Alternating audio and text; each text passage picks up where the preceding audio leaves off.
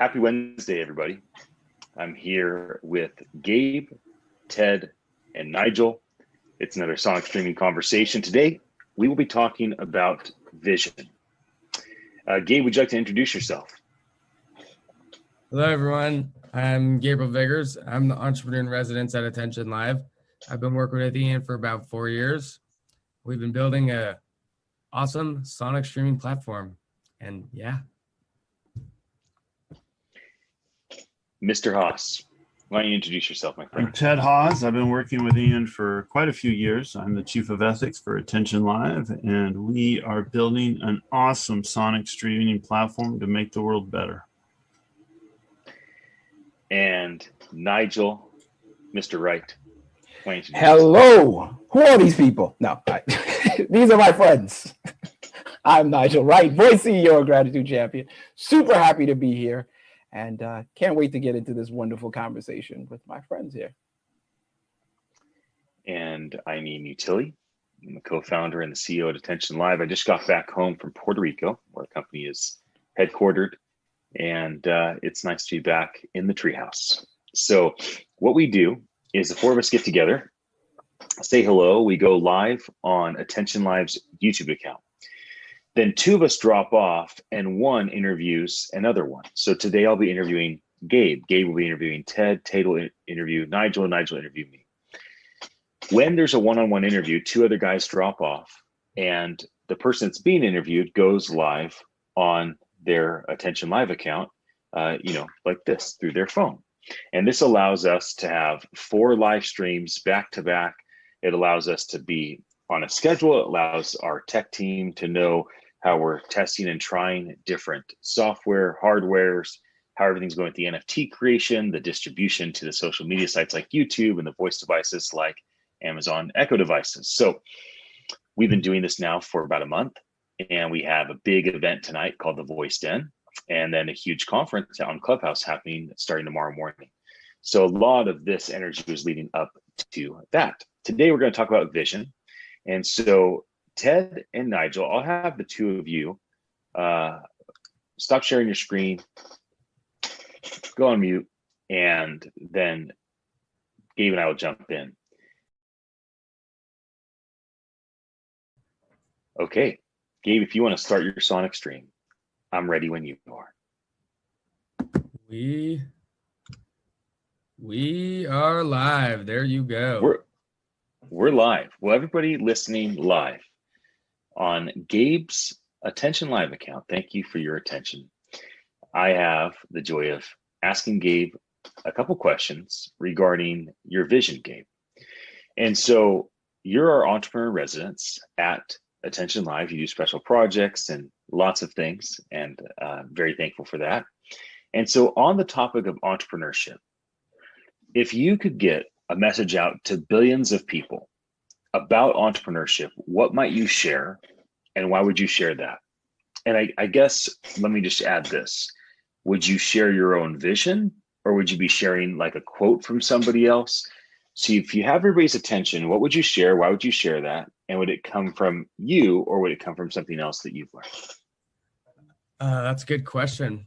If I had a message to get to 1 billion entrepreneurs, it's something that I guess I was told since I was younger. I did Justice Bose. I was a younger entrepreneur and all that. It's just when I got into the entrepreneurship role, or as an entrepreneur, making those bow ties and stuff, I thought running a business is one way, 90-degree angle, clear cut. Like you run it one way. If you run it any other way, it's wrong. And that's something people in my life that are business people have came in and said, no, every company, I'm sure there's ways to run a company and there's ways not to run a company, but every company's ran in its own interesting, distinct way, if that makes any sense. It's not, I need to do exactly what he does. I need to do exactly how Steve Jobs runs Apple. Like, it's not like that. It's every company is its own ecosystem and runs differently, and everyone interacts differently. Because when I started so young, I didn't have all the work experience and all that stuff. I'd just been in a classroom, and they give you your homework. This is how it's done. It's done just like this. And so I wasn't expecting that, but I didn't really know what I was expecting when I'm 13 and creating a bow tie company. I just sort of was like, Dad, what's the cookie cup mold? How do I run a company? And then he says, there is no cookie cup mold. You just do it, which is kind of interesting because there's always, my whole entire life has been, you get homework, you turn it in, you get homework, you turn it in. There's one way, 1 + 1 = 2. And it's just not like that with entrepreneurship. It's a lot different than just, doing something one way that you always need to. If you could share this general message to billions of people, and assuming that a lot of the people that see it would be entrepreneurs, how might you want to communicate that truth to people? Would you choose to have a billboard that everybody sees? Would you choose to make a 15-second Instagram story or a 60-second TikTok vertical video? Would you choose to have it as a podcast? Like, I get the idea of what you want to communicate. How would you want to communicate it? How would I want to communicate it? I would communicate it as probably, I would say if I'm trying to, am I going directly, would you say, to entrepreneurs as a whole or entrepreneurs, young entrepreneurs? You can decide, whichever you prefer. So if I'm going to go for younger entrepreneurs, it's probably going to be more the TikTok reel side of things. And then I think if you're going for more of the older, more experienced entrepreneurs, it'd probably be more of in a podcast form or like we're doing right now. But TikTok, and that's huge for, you see all these like TikTok podcasts and all that sort of stuff that are going crazy right now. But yeah, probably like that. And if it was a billboard, how would you clarify this message to be succinct? What would the billboard say if you only had a sentence or something of that nature? You are the mold. Like there's no mold that. to follow. You are the mold. I don't know, maybe something like that. I like that. Yeah. I like that a lot.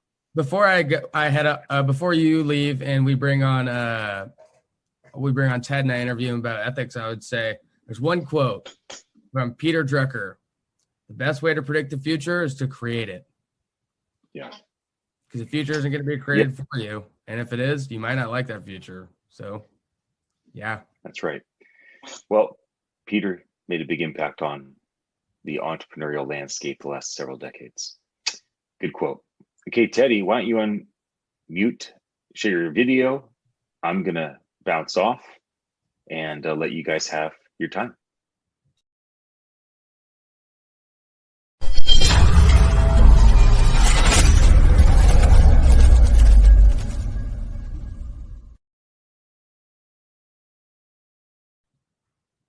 Hey, Teddy, how you doing? Great. And we are streaming now. So Gabe is interviewing me about in our SonicStreaming conversations. And he's talking about, well, he's going to ask me what message I want to share. So here, you take it from here. I just wanted to do an intro. So thank you for joining us. All right, Ted, if you could get a message out to billions of people about ethics, what would you share and why?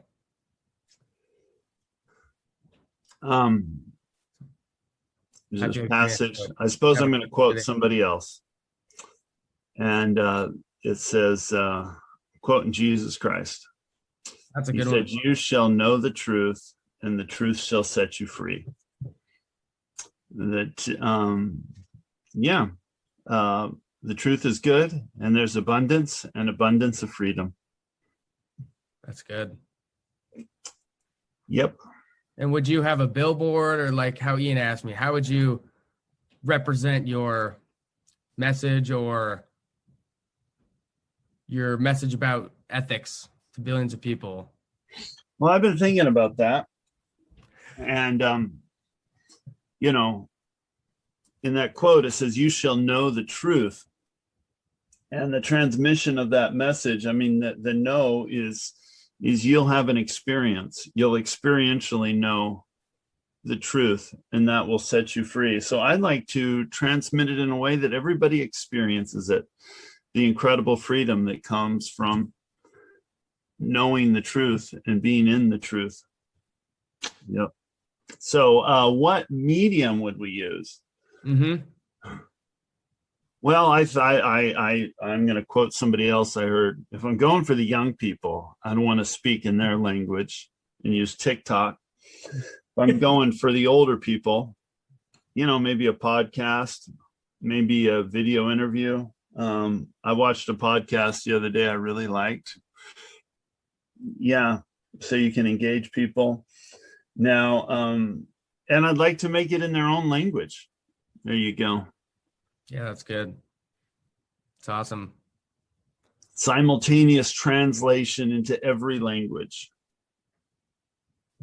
Yeah, that would definitely be something. Would you want your billboard to be in different languages too? No, because I mean, yes, absolutely, but not one billboard in every different language. That'd be distracting. But we'd have to decide which billboard, what the language of the people looking at the billboard. So it'd be an AI responsive, and it automatically, whoever looks at it, it would read their language because it's AI, and would put it in their language. All right, well, I love that answer, Ted. And Nigel, you can come on so you can get your interview with Ted underway. Well, Gabe, thank you. I was inspired again by your interview. It was great. So you are the mold. I like that. So thank you, Teddy. In fact, you stole my whole talk. That's what I was going to share, but I had to pivot there. So thank you. All right.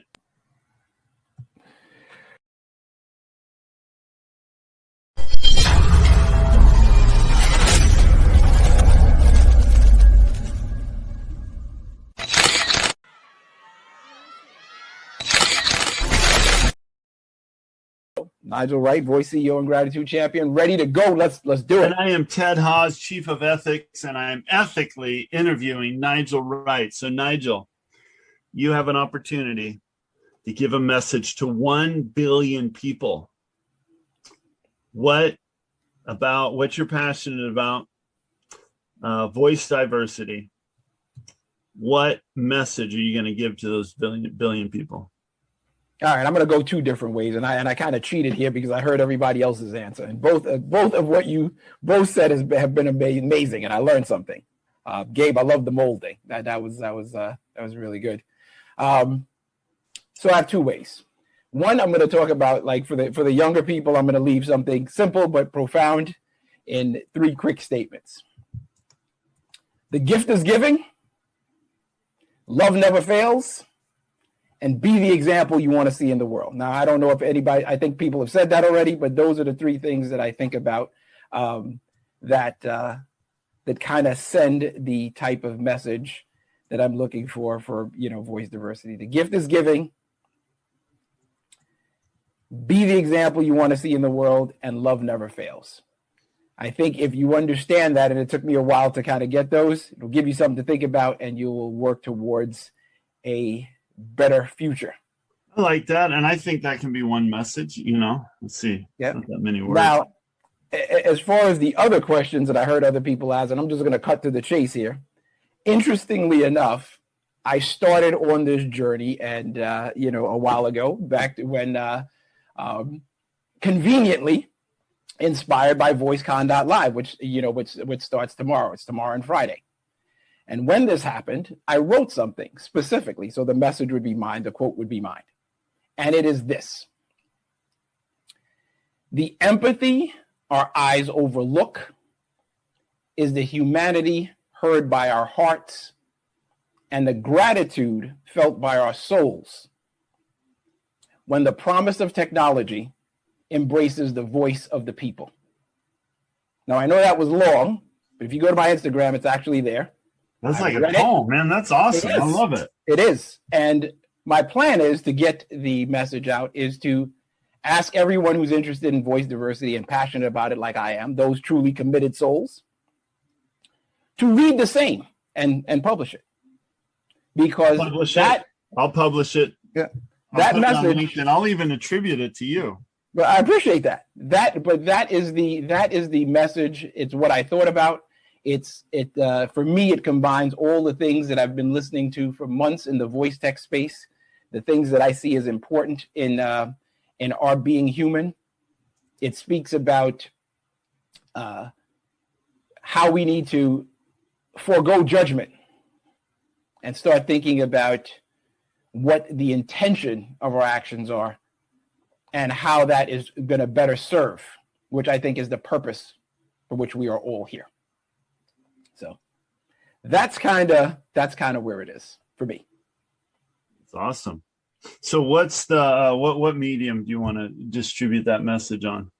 Well, it's already distributed, and it would be Reels. It would be a Reels, video, and it would be that call to action with it.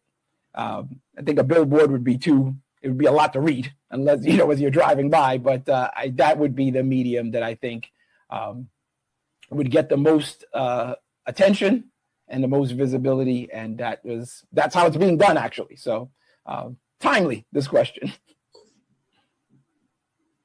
I want to revise one of my previous answers. I'd like to look people in the eyes and share it. One-on-one, that's the most effective way. Now, to do that a billion times would be challenging, but who knows? Just look into the camera. That's it. I chose not to do it, in the camera. I just shared an image of it, but that works as well. I mean, I think that however you want to do it, if you don't like the camera, do it while you're walking. Do it while you're walking your dog. I think our voice is truly, for voice diversity, that is what matters. The words coming out of our mouth and the intent that we put behind it. No regalia. That's awesome. I love it. Great. So let's get that out. We'll help you get it out to 1 billion people. So you want people to get this message and basically post it or read it. So you want me to read it. I'll read it to the camera and post it on Instagram. There you go. Read it out loud, digest it, take from it what you will, and, all right, send me the script. Send me the script. I'm going to do it. I will. All right. I will. So,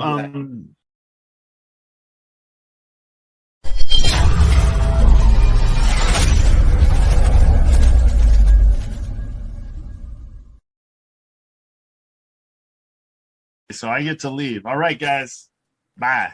Thanks, Dave. I am that somebody. I am that somebody. All right, I'm going to go ahead and start. And I am right. So there. That's right now. And you are right. And we are right together. We are right together, Nigel. Yeah. It is true. I just started my SonicStream attached to the NFT token that I created with you, myself, Ted, and Gabe. And so here we are. We are live broadcasting to voice devices like the Amazon Echoes and social media sites like YouTube. Right. And I'm ready for this interview question. I'm looking forward to this one as well. I'm always it's always good to hear your insight as much as I see you with your boys and doing the thing. And thanks for that imagery down by the pier. I feel like I'm a West Sider, even though I'm not. Hey, look who they are. What's poppin', fellas? They're totally having their morning routine. You adults, we have coffee. My boys have Minecraft. I'm pretty sure it does pretty much the same thing. Dopamine firing off, serotonin, endorphins, all the good feelings. Yeah, we don't know how good we have it when we have it. When we have it at that point, then we settle for coffee. Really, that's kind of what it is. Youth wasted on the young. I never understood it when I was young, but I get it now. I get it. Yes, Mom, Dad, you are right. Okay, Ian, my friend, let's dig right in. So, I'm looking for profoundness coming my way. I'm ready to receive it. Okay, so I'm putting the pressure on. So, if you had one message or a message or multiple messages that you wanted to get out to 1 billion people that said everything that you've learned, embodied from your parents, from everybody who's contributed to the consciousness that is Ian about family, what would that message be? And I'm going to be very specific here. What would be the intent of the message? What would we be trying to convey, even more so than the words you would use? How you would choose, to do it, voice, written, whatever the case may be, and how would it be displayed? How would it be performed, so to speak? So the intent what it would be and how it would be displayed or presented or performed. No I think pressure. I communicate this not in English, to be honest with you. I'd use the language I'm most fluent in.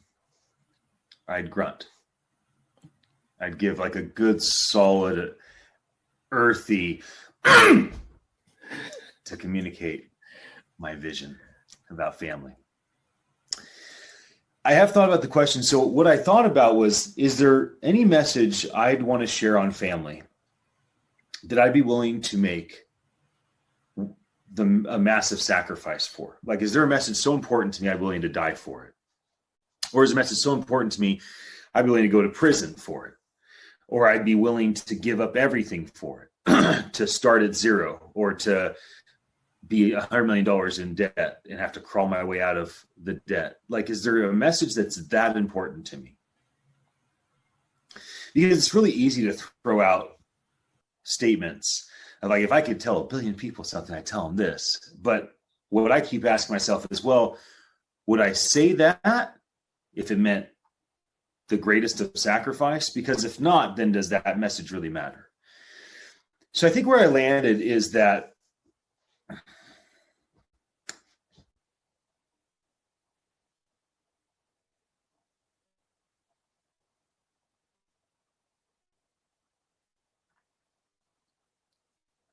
see, I'm not really sure how to say it, but it's something like this. The greatest model for family is the model that Jesus had with the creator that he called Daddy. It's also the most difficult model because it's so spiritual by nature. The reason why that is the message I'd communicate on vision is that I think oftentimes we look at our parents or our children or our friends' parents or friends' children, we look at family dynamics, and because humans are beautiful and wonderful and fantastic, but we are also prone to causing hurt and hardship toward one another. That breaks down models and truths. One of the things that's so unique about what we understand of the story of Jesus from 2,000 years ago is he was a son that never was in conflict with his father, the creator of all things. And the father was never really in conflict with the son, that there was like this beautiful communication, even when there was things like Jesus being in the garden and saying, is there any other way, where there's like this tension, there still is like this dance. And so I feel like you could even take it to say that the spiritual nature of a spiritual approach to family would also be of high regard. One of the issues I have is I don't know if there's any standard family vision that I'm willing to die for or I'm willing to sacrifice for. But if I could get people to wrap their head around the creator as a father and all of us as children and the model by which Jesus and the creator had in a father-son dynamic, or the model that you could see in other dynamics where it was spiritual by nature, the approach to family, I think that would be a vision that I'd make ultimate sacrifice for. And it's not a vision that's tied to theology or methodology or a certain belief system. It's the example that is there before us. So hopefully that gives you a little insight in terms of what's inside my head as I'm thinking about vision and family. If I wasn't going to go spiritual, then I would likely approach my vision, my family vision, in this way, and I do it in these formats. I would say to the world, put your family first and yourself last.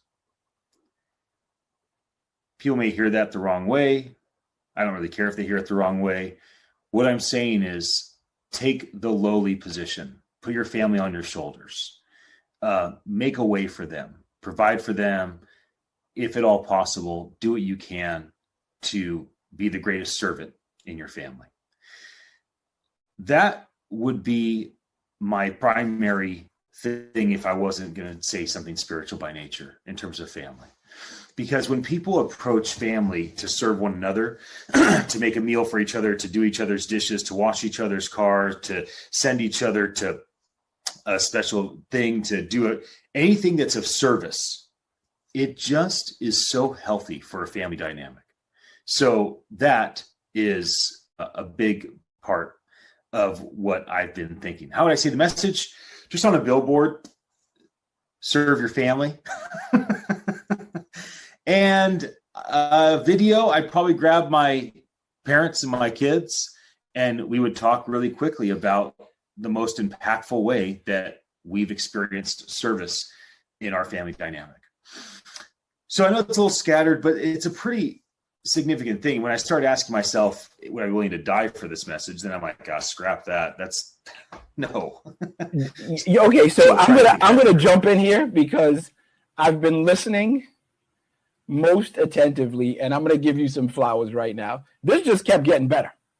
You know, Gabe started off with his mold, which was you are the mold. Yeah, he came with that energy, and then Ted, you know, followed it up with his usual impassioned way, and then I gave my little, you know, my poetry spin on it, and then that was fine. But man, like man, you wow, I have to say you came with this one. You came. I don't know how long you've been preparing this one, and I'm not exaggerating here. I was so moved by this that I actually want to write something deeper based on what I'm about to tell you, which is going to be the subject of it, based on what you said. I got it. You know, I received it. It resonated. And here's what I think in a nutshell, everything you said, you know, comes down to. Do it in spite of. Do it in spite of. You think from the very beginning, and it's something, you know, I say in a much longer, drawn out sort of way, the gift is in the giving, the reciprocity is in the recipient paying it forward. Don't think about what you're doing. Think about the impact it can make. And you said it from the beginning. What could I do that would be worth this? What could I say that could be worth going to jail, losing money, losing my life? Like all those things, do it in spite of. And it's the thing that we don't do enough of, because it rises to that level. And it's the things that make the most impact. If you figure how people's lives don't get the change trajectory because they're not supported, because one thing happens and someone makes that judgment and thinks it's one way and doesn't give that added in spite of. So I would love to, you know, write and credit something, do it in spite of. Not just do it in spite of. So Nike, touche to you. You know, do it in spite of. That's what I got from that. But I really appreciate that. That was profound. You came with that one. So yes, love it. You want to bring the guys in? That's right. Well, Ted and Gabe, why don't you jump back on? I have